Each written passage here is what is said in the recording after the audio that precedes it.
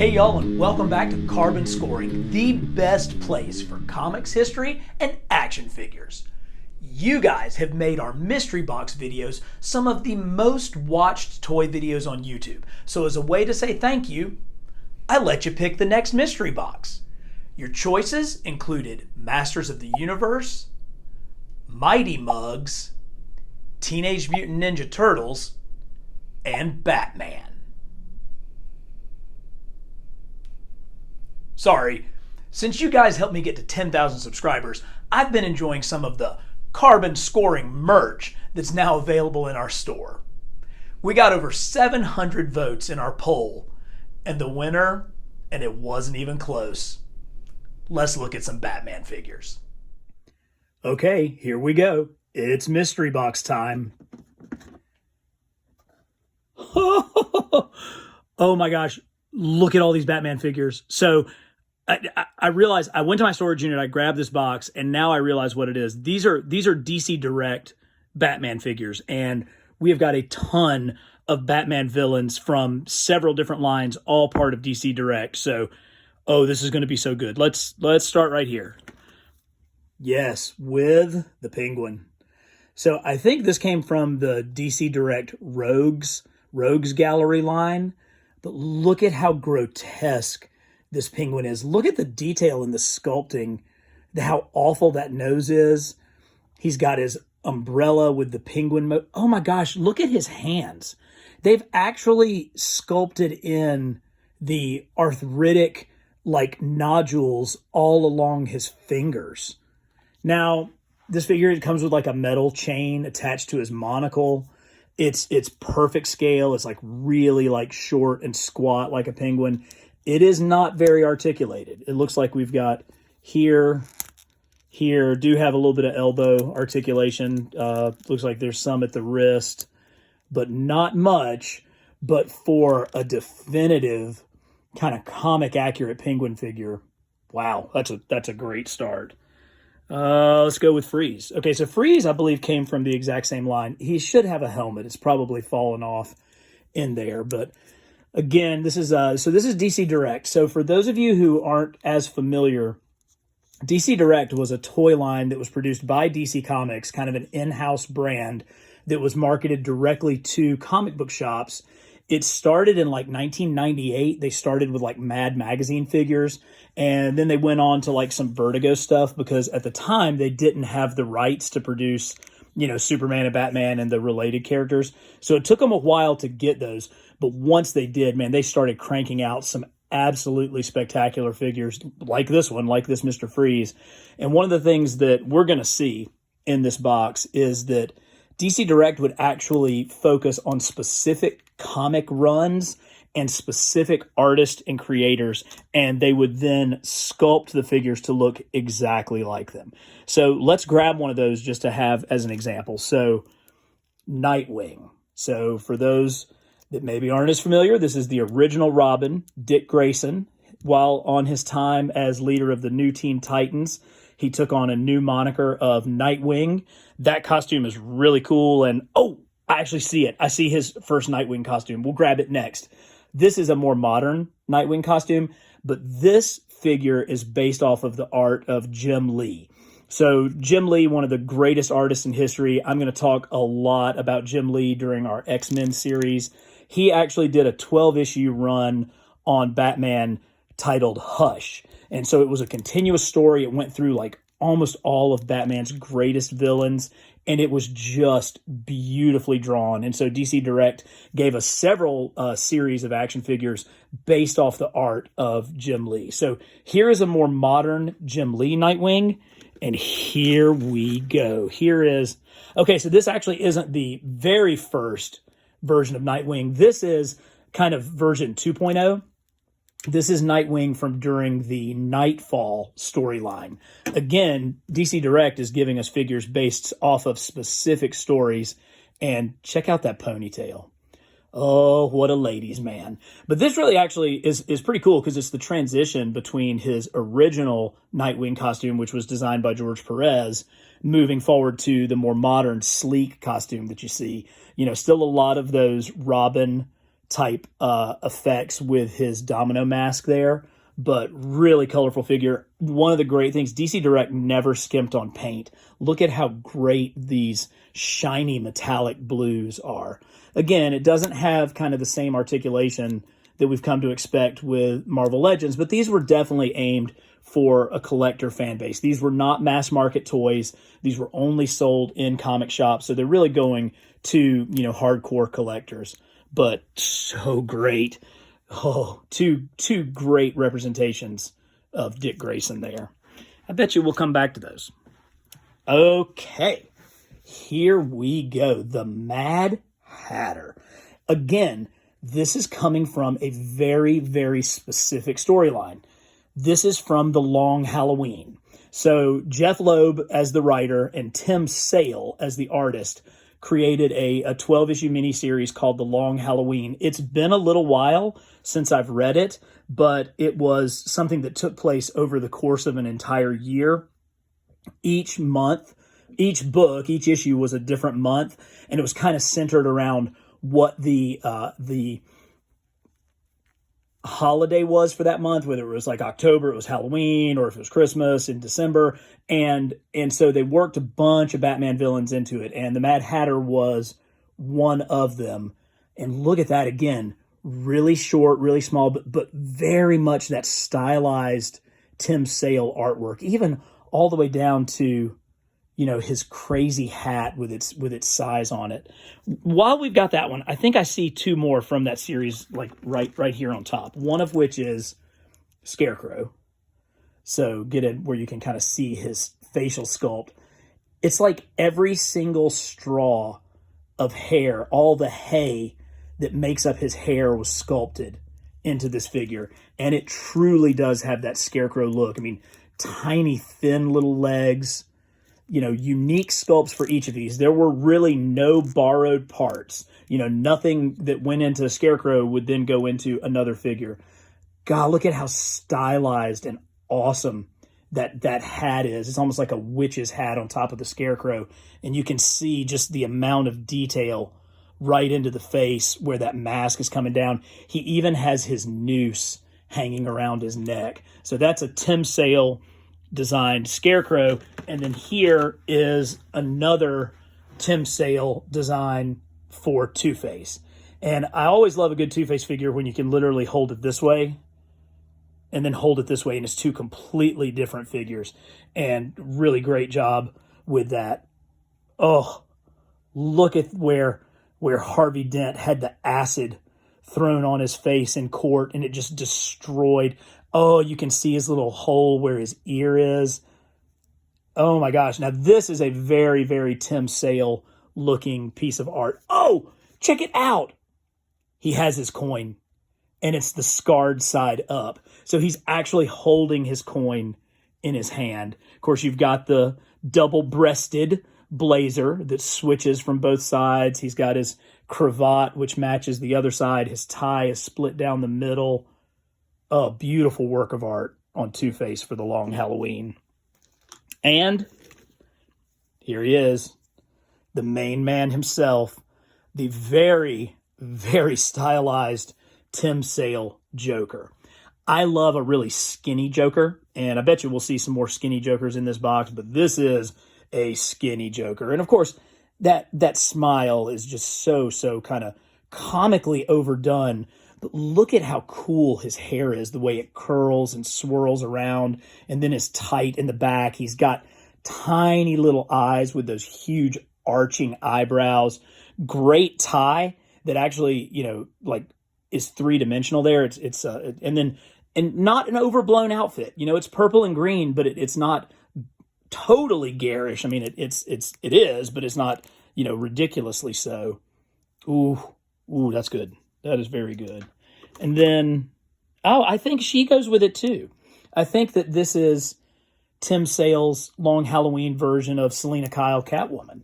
A very kind of old school Catwoman. I want to say that storyline kind of took place when Batman was still relatively early in his career. And so you got this older looking Selena. She has nicely tapered fingers, even little claws on the hands there, but then just that cat motif with those huge ears and that cat-like eyeshadow. Really, just look at how well done those lips are. I mean, and she's got her little tail coming out.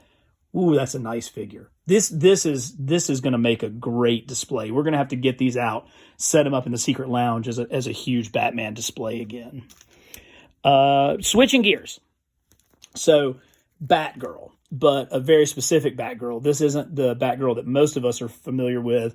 I believe that her name is Cassandra Cain. She is a Batgirl from the 2000s. Really cool outfit. I love how big these pouches are on her utility belt.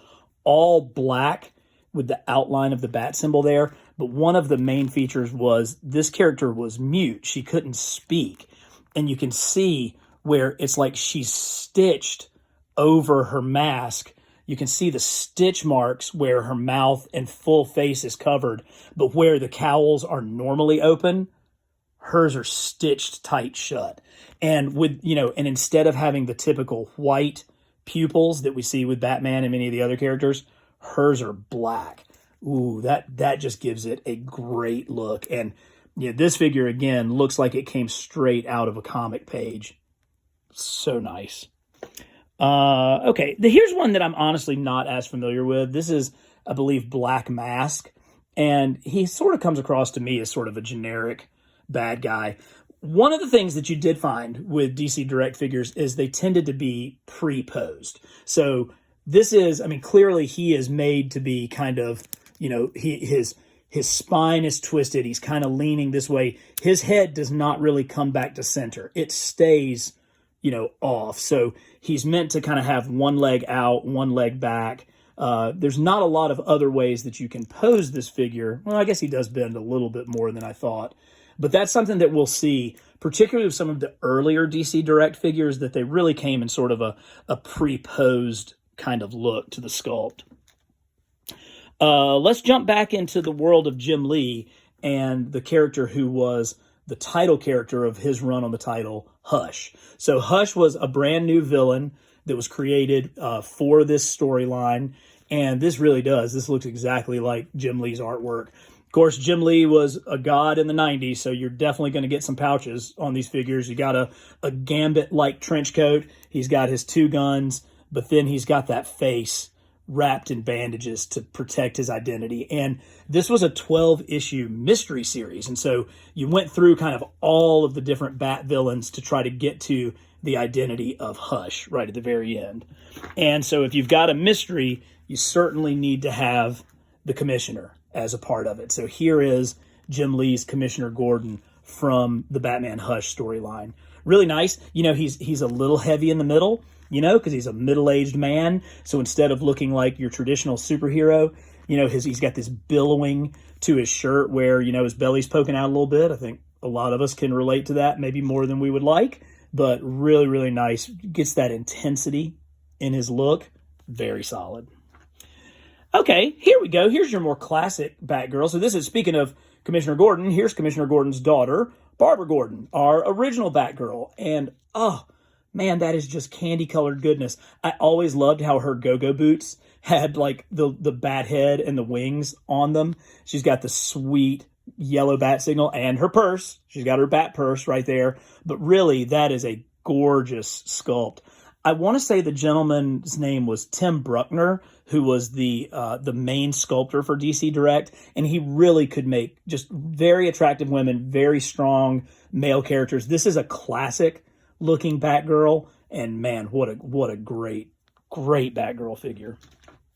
Okay, one more of the Long Halloween. So this is Tim Sale's version of Robin. I don't really love the way this looks. Again, you've got kind of funky articulation. He's only going to stand like that because of the way he doesn't have a bend in his knees. He doesn't have a bend at his elbow, just a little bit at the shoulder. It has that kind of elongated, like enlarged head that you would expect to see on more of a child. So there's that. Again, that kind of goes with the fact that this story took place fairly early in the Caped Crusader and the Boy Wonder's career. I loved Tim Sale's art on that book. I loved his storytelling. I loved his use of lights and darks.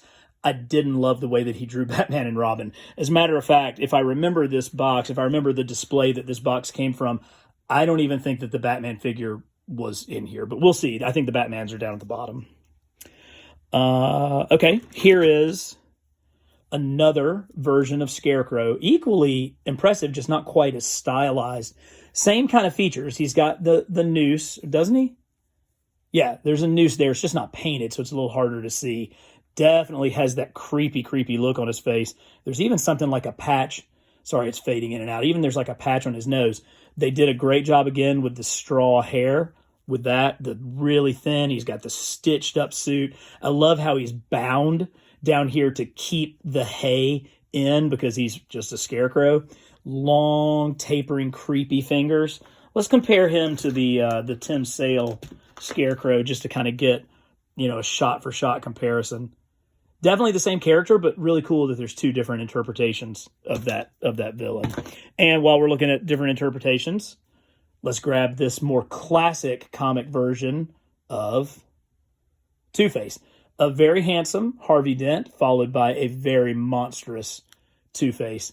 He does not have a coin in his hand, it doesn't look like. I love this suit. I like what we've got going on with the red really kind of pops, and it pops off the bow tie there. All right, let's pull back the other Two-Face. So, just this is the beauty of comics, is that you can have the exact same character, but have them, molded and shaped and represented in very, very different ways. Awesome. Hey, we got one. Let's pull one out. Batman. You guys have heard of him. So, again, this is from the Hush storyline.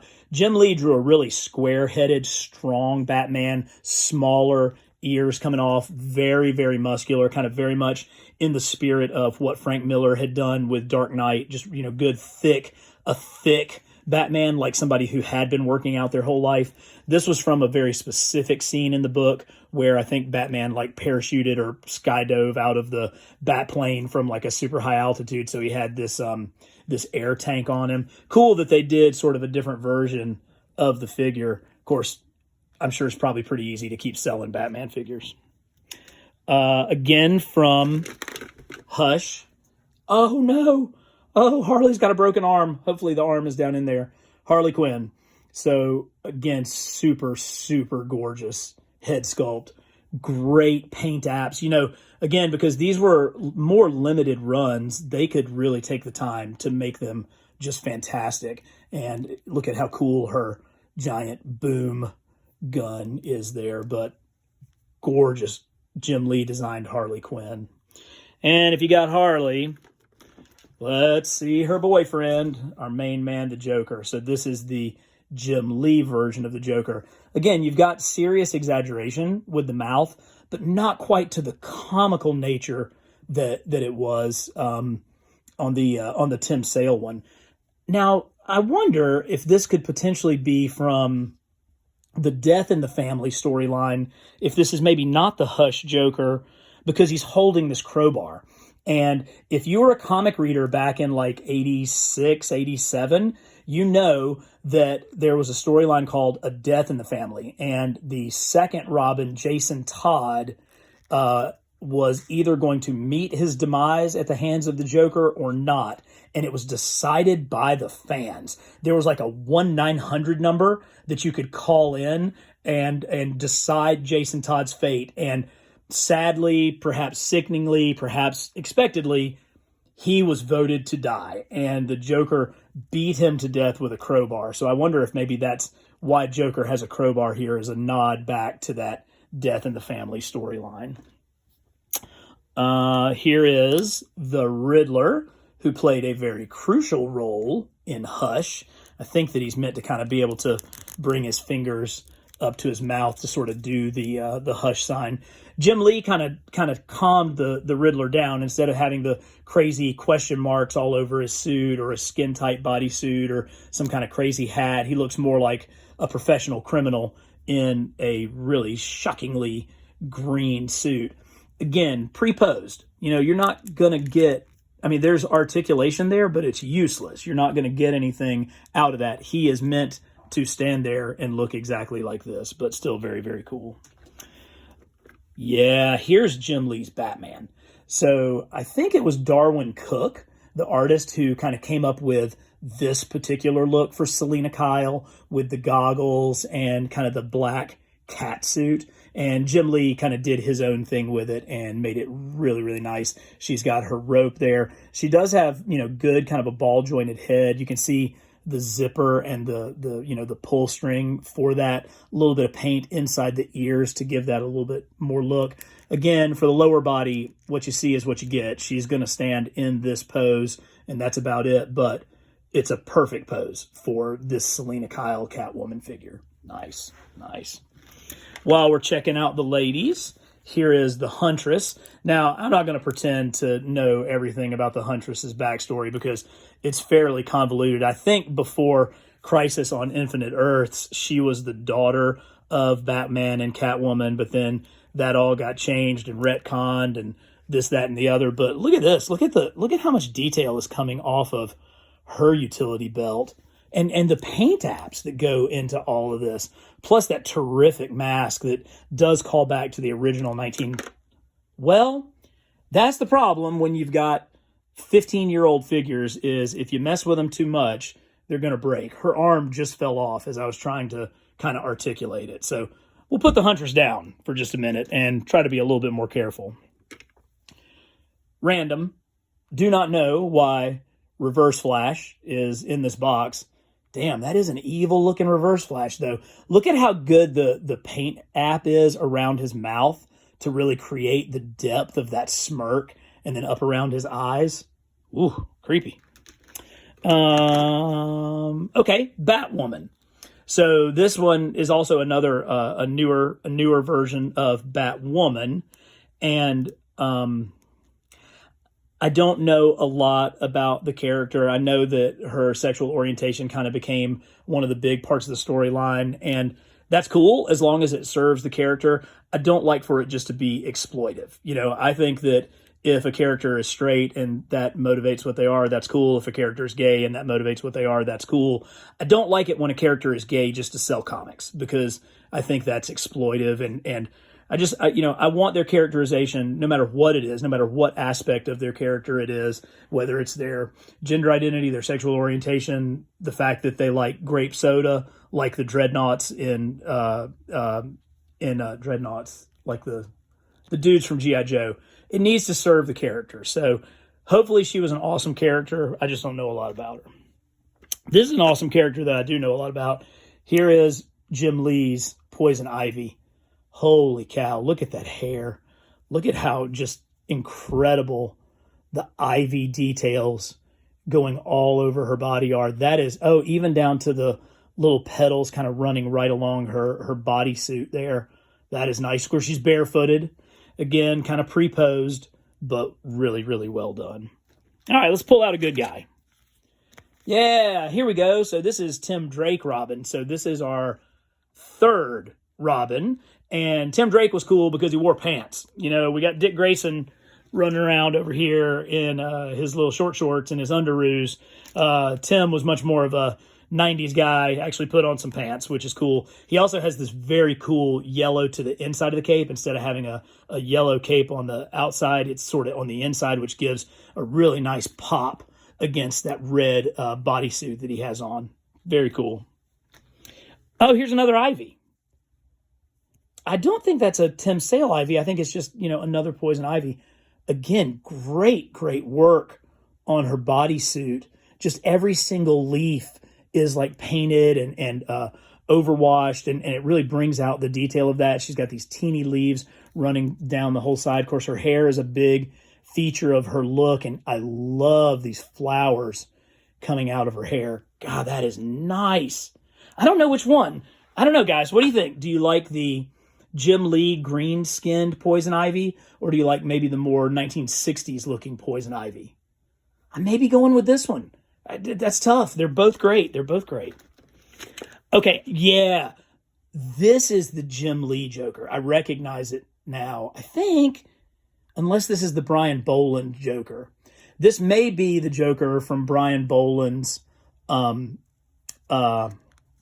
great work with Alan Moore, The Killing Joke, where, oh gosh, that was just, no, this is not. This is Jim Lee's Joker.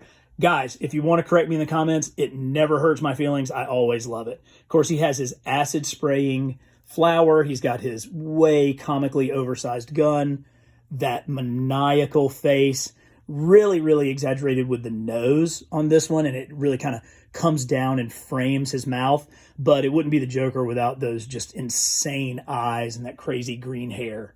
Really good. Really, really good. Hey, if you can see, we're getting down to a bunch of Batmen, so it's going to get super great here in a second. Let's try and knock out the non-Batmen first. Ra's al Ghul. Ra's al Ghul, definitely a Jim Lee design. You can just kind of tell by the shape of his face. God, man, I wish my forearms looked like that. Holy cow.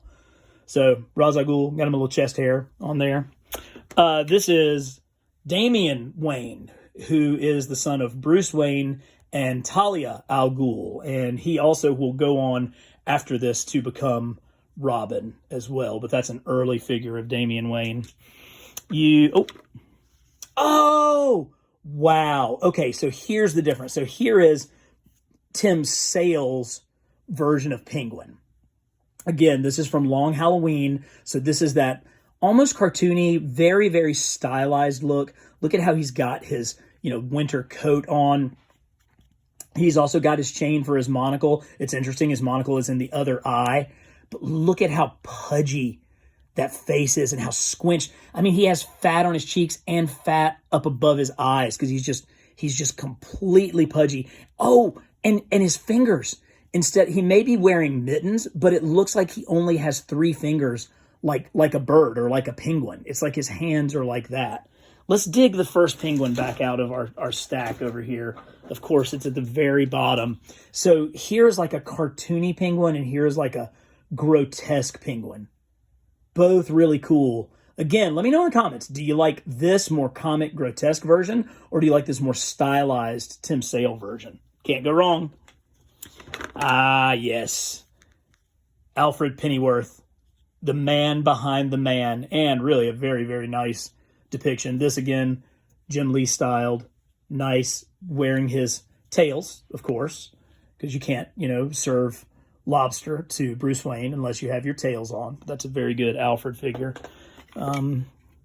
Okay, here, this is Batman. I think this is called the Mask of Tongu Batman. This is also from that Nightfall storyline where Bane snapped Batman's back and then he was replaced by a psychopath in like Batman armor. But kind of cool. I like the bat design across that almost like Japanese horror sort of mask that he has there. All right, it looks like we're down to the good stuff. It looks like there's nothing but Batman left. I know you guys have been waiting to see the Batman. Let's take a look at them. So here is a pretty classic Batman. God, look at that cape. Look at how cool. And, I mean, it looks like bat wings. You can see how it's got the lines in there, and it has that leathery... I mean, even with that, you guys can see that where it's like striating out from that point so that it really does look like a bat's wings. That is a very, very leathery cape for this Batman. I love that classic head sculpt. I think I like how tall and pointy those are. Good utility belt. Great bat across his chest. That's just a really good, solid Batman. Next, let's go here. So this is Jim Lee's Hush Batman. So this looks exactly like how Jim Lee drew bats. He's got a little bit bigger cape. Again, he's got those muscular thighs. He's built, he's really wide across the chest, which I think kind of makes sense to me. I mean, if you're going to be standing there with Superman and Aquaman and these, essentially gods, you got to be a pretty big guy to substantiate that. But that's a great version of Jim Lee's Batman. Let's come here. Actually, let's come here. Another kind of sort of plain Batman. I don't know that this necessarily represents any specific artist style.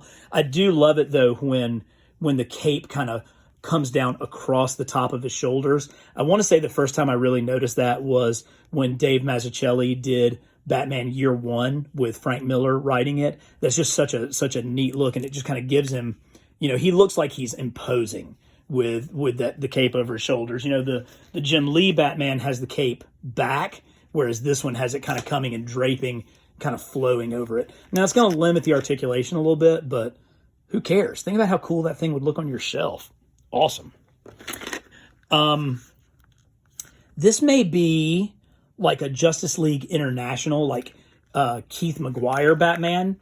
He's definitely kind of got that classic comic look. Again, it's all about the cape with this figure, the way the cape kind of comes down and billows right in front of him. This thing is not meant to really be posed. It's just meant to stand there and look cool. It does have really cool, shiny, metallic to it, but I think that's like a Keith Maguire sort of face, but oh, that's neat. That is really neat. So we're getting down to some very, very specific figures in this box, and I think I've saved the absolute best 2 packs for last. So let's start with this one. This is, and he's got his camera. Unfortunately, it fell off. The camera is sadly a very crucial part of the story. This is the Joker from The Killing Joke. So this was drawn by Brian Boland and written by Alan Moore. It came out in like 1986, 1987, very shortly after The Dark Knight Returns came out. And the basic premise of this book was that it took one bad day to turn the Joker into who he was. And so he supposes that Batman had one bad day and it turned him into who he became. So to test his theory, the Joker goes to Commissioner Gordon's house, pulls out a gun, blasts a bullet right through Barbara Gordon, Batgirl's spine, and then proceeds to do very, very bad things while taking pictures of those bad things. And he uses that to torture Commissioner Gordon. And Batman comes to the rescue. He saves Commissioner Gordon. And there's a very, very controversial ending. And there's a lot of questions about, at the end of that book, Batman and Joker tells Batman a joke. And they both stand there laughing. But there's a real question of, does Batman strangle Joker off camera at the end? So if you have not read Killing Joke, please go and read it when you finish watching like a lot more of my videos. This is the Batman from that story. So this is Brian Boland's version of Batman. Oh my gosh. Brian Boland is one of the most talented illustrators who has ever been in the comics medium. Very, very specific ears from a Brian Boland Batman. Very sharp nose. Look at how that nose comes down and kind of mirrors what he's doing with the ears. He also goes with the over-the-shoulder cape look. And you know it's from Killing Joke because Joker squirted him with acid. And you can see it right there where it's... Now, the nice thing about this is you can cover that up if you don't want that to be a part of the look and the dynamic of your figure. But, oh, look at that. That is such a great 70s, 80s Batman. And the fact that it goes along with such an unbelievable story makes it that much better. So here we go. Here's the granddaddy, the best of the best. We have gotten quite a few Dark Knight Returns figures since this one first came out.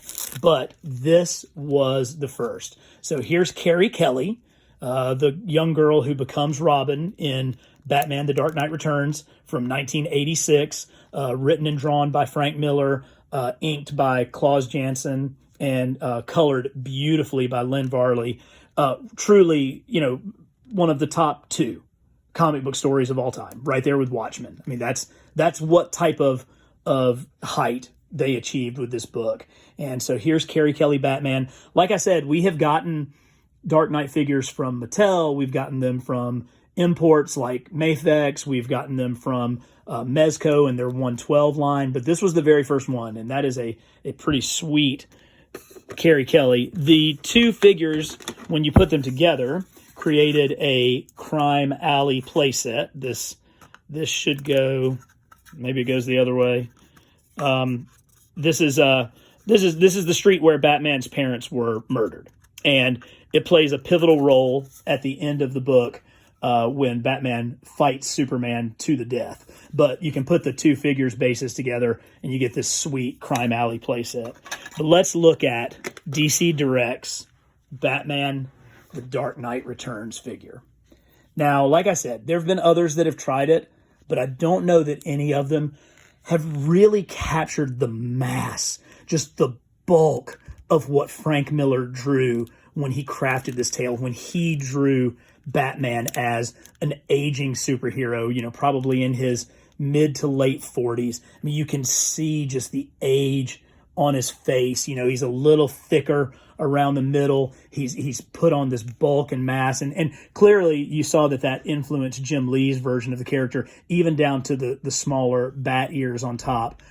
This is a beautiful, beautiful action figure, just stunning. The only complaint is it doesn't have a lot of articulation, and the articulation doesn't really allow you to do anything. It again, like many of those early DC Direct figures, comes pretty much pre-posed. It's going to be in this sort of hunching stance because you do not have any articulation at the ankle. So the only way that he can stand is with this foot forward and this foot back. So he's always going to be kind of coming at you. But that being, and of course his head, if you try to turn it, it doesn't, you know, it's really only going to work sort of right there, lined up straight with the bat symbol. But who cares? It is gorgeous. And on a shelf with that backdrop and Robin behind him, just absolute perfection. Guys, thank you for voting for Batman. I have really enjoyed going through this box. If you want to see more DC characters, more DC mystery boxes, let me know. In the meantime, check out this playlist of all of your favorite mystery boxes, and we will see you next time on Carbon Scoring.